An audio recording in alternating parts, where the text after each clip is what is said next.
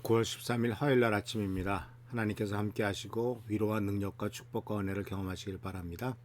그리고 하나님의 나라가 우리 사랑하는 성도님들의 가정에 임하고 우리의 삶에 임해서 의와 평강과 화평이 그리고 희락이 기쁨이 항상 넘치는 우리 사랑하는 성도님들의 삶이 되시기를 축원합니다. 오늘 말씀은 이제 다툼을 해결하는 방법으로서 8절에 나오는 말씀을 같이 보도록 하겠습니다. 하나님께 가까이 나오십시오. 그리하면 하나님께서도 여러분을 가까이 하실 것입니다. 하나님에게 가까이 하라. 그러면 하나님도 너를 가까이 하실 것이다.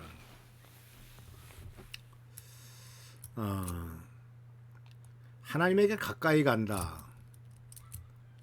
그래서 매일매일 하나님 말씀을 읽고 공부하면서 하나님을 묵상하고 속에 경건의 시간, 큐티를 갖는 것도 말하고 있죠.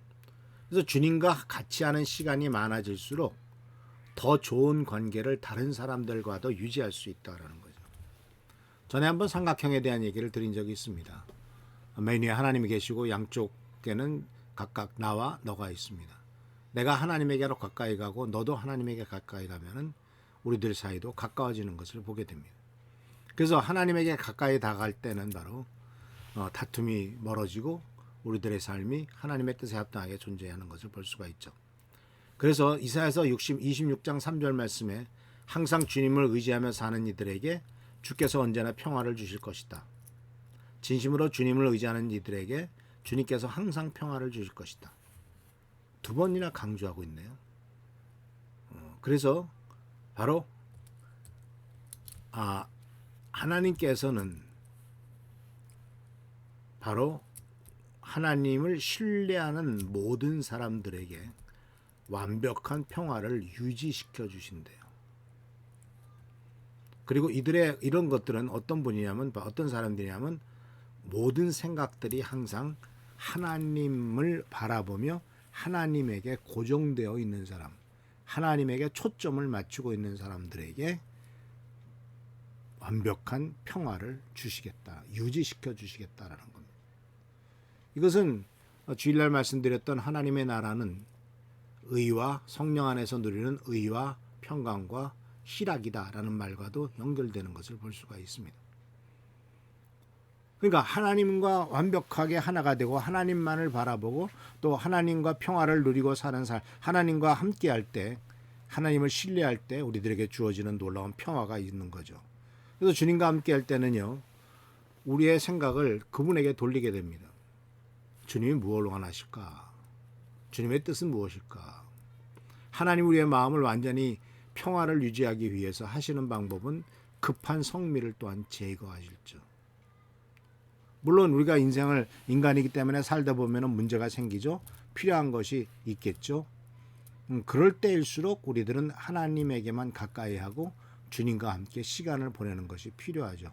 왜냐하면 결국 문제를 해결해 주시고 축복하실 분은 우리의 하나님이시니까요.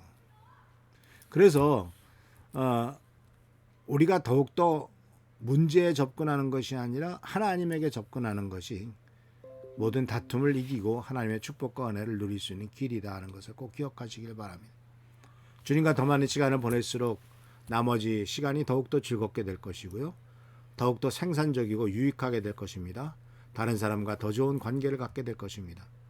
그래서 함께하는 시간과 인생 사이에 생기는 갈등은 정확하게 반비례해야 한다는 사실을 기억하세요. 하나님과 함께하는 시간이 없으면 더 많은 갈등이 생길 겁니다. 하나님과 함께하는 시간이 많아지면 갈등이 적어질 겁니다. 그래서 우리들의 인간관계에서 가장 흔히 문제가 생기기 쉬운 관계가 결혼관계죠. 부부관계입니다. 그래서 결혼해서 특히 부부관계에서 다툼이 심해질 때는 주님과의 시간이 적구나 하는 것을 의미하고 주님과의 시간이 적어질 때 또 인간관계 속에서 특히 부부간의 갈등이 심해질 수도 있다는 사실을 기억하시기를 바랍니다. 그래서 주님께 가까이 가는 방법이 무엇일까요? 가장 첫 번째가 기도하는 거죠. 하나님을 생각하는 겁니다. 그리고 또한 말씀을 읽는 거죠. 하나님 말씀을 읽고 하나님 말씀을 듣고 또 기도하고 예배를 드리는 거죠. 그렇기 때문에 사실 왜 주일날 교회를 와야 됩니까? 사실 교회에 오지 않으면 평범한 매일매일 살아가는 삶 속에서 혼자서 테레비를 보고 성경을 본들 아주 집중해서 1시간에서 1시간 반 동안 주님을 생각할 수가 있겠습니까? 주일날 나와서 예배를 드리고 또 성도들과 교제하면서 세상의 아픔과 세상의 문제점들 다 잊어버리고 오직 예수님에게만 오직 하나님에게만 집중하고 말씀과 찬양 속에서 하나님을 의지하게 되지 않겠습니까? 그래서 바로 성경을 읽고 성경 공부를 참석하고 교회를 가고 하는 이러한 모든 일들이 바로 하나님께로 가까이 가는 아주 중요한 방편입니다. 그래서 우리들은 하나님과 가까이 가고 하나님에게로 더욱더 하나님에게 집중하기 위해서 우리의 바쁜 시간을 좀 정리를 해야 돼요. 그래서 주님과의 시간을 위해서는 어떤 분야를 잘라내야 될 때도 있고요. 정 시간 조정이 안 된다 그러면 내가 좀 더 일찍 일어나야 될 분야 필요도 있죠. 그래서 이와 같이 오늘 이 야고보 사도는 8절에 뭐라고 말하고 있냐면 하나님에게로 가까이 가라라고 말을 합니다. 그러면 하나님도 여러분에게 가까이 하실 것이다. 하나님도 우리에게 가까이 가실 것이다. 내가 하나님께로 가면 아버지도 나에게 가까이 오실 것이다. 라는 것. 우리는 누가복음 15장에 나오는 이 돌아온 탕자의 비유에서 아버지가 아들이 돌아오는 것보다 아버지가 더 빨리 달려갔다는 사실을 발견하게 되죠. 그 아들은 일어나 아버지에게로 갔다. 그 아들이 아직 먼 거리에 있는데 아버지가 그를 보고 불쌍히 여겨 달려가 아들을 끌어안고 입을 맞추었다. 영어 성경에도 ran to his son, 아들에게로 달려갔다.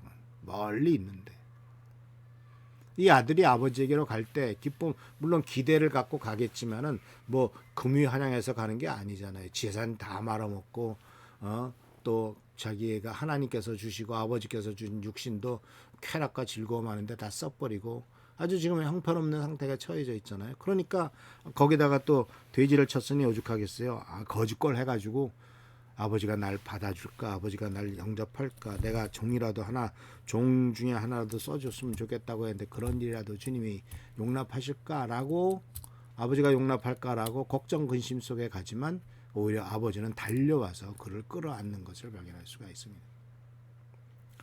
그래서 어저께 말씀드렸던 7절과 8절 말씀을 보면 마귀를 대적하라, 그가 너희를 피하리라고 말했고 하나님을 가까이 하라, 그러면 하나님이 더 가까이 오시리라고 말하고 있는데 안타깝게도 많은 사람이 거꾸로 살기도 하죠. 마귀를 가까이 하고 하나님을 대적합니다.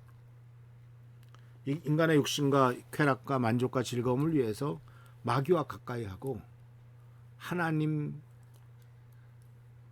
말씀을 따라 사는 것을 귀찮게 여기고 하나님께서 원하시는 것에 대해서 아주 거부감을 느껴가지고 마귀의 유혹에는 흔쾌히 넘어가고 하나님의 경고는 무시하는 경우가 얼마나 많습니까? 이런 일들은 바로 이스라엘 민족이 나라가 생기고 난 다음에 아주 자발적으로 저질렀던 잘못 아닙니까? 결국 나라가 망했죠. 그래서 사랑하는 성도 여러분, 오늘 말씀은 하나님에게로 가까이 나아가라라고 하는 말씀입니다. 그 말씀은 우리가 말씀을 읽고 기도하고 예배드리고 교회 나오고 성도들과 함께하고 이런 것들이 하나님 앞에 나아가는 길이라는 것을 기억하시면서 이 길을 따라 승리하는 우리 귀한 성도들 되시기를 축원합니다. 기도하겠습니다. 오늘도 주님의 은혜를 감사드립니다. 우리 모두가 다 하나님 앞에 나가는 삶이 되도록 하시고 주님의 뜻을 이루는 삶이 되도록 인도하여 주옵소서.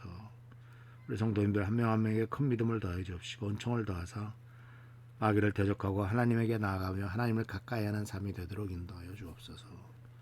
주께 감사하고 예수 그리스도의 이름으로 축복하며 간절히 기도하옵나이다. 아멘.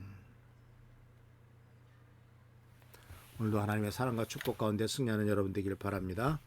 우리 최성교 장로님을 위해서, 한은전 선생님을 위해서, 또 나라 민족을 위해서 계속 기도해 주시기를 부탁합니다. 할렐루야, 축복합니다.